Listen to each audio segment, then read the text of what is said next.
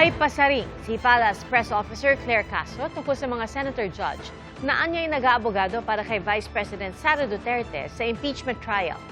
Pinuna rin ni Castro ang narinig niya sa paglilitis na hindi ang pinuno ng ahensya ang dapat managot sa maling liquidation ng confidential funds. Saksi si Ivan Mayrina.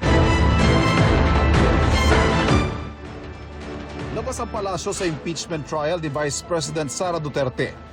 Pero si Palace Press Officer Claire Castro, sinitang ilang senator judge na ayon sa kanya ay halos nag-aabogado na para sa nasasakdal. Marami po kasing lumalabas sa impeachment ayon sa PCO na nag-aaktong mga lawyer na hindi dapat dahil dapat maging impartial, manatiling walang bias ang mga senator judges. So wag silang magdala ng walis sa Senado.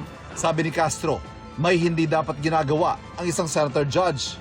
Ang judge po kasi, sila po ay nagtatanong for clarification.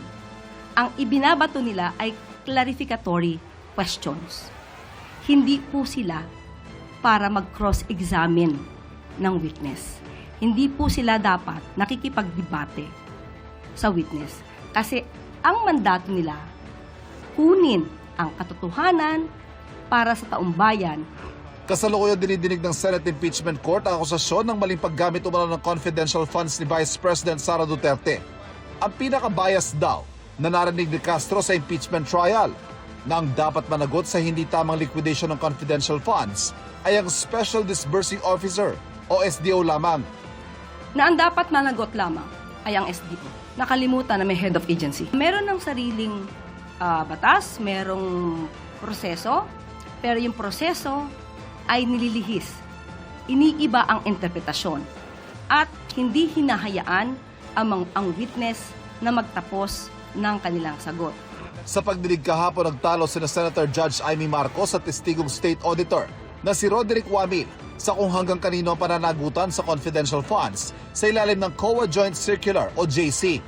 Sabi kasi ni Wamil, ang head of agency sa kasong ito si Duterte, ang accountable officer na dapat managot. Pero iginit ni Marcos na accountable officer ay ang Special Disbursing Officer o SDO lamang. Kaya nga, so yung accountable officer, yung SDO, nasa JC. Hindi lang po yan si SDO po yung accountable Hindi, officer, or. Your Honor. Ang sabi doon, head of agency or person designated.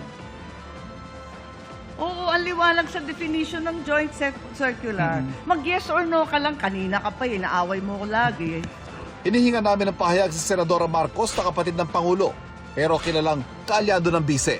Ivan Mayrina, ang inyo, saksi.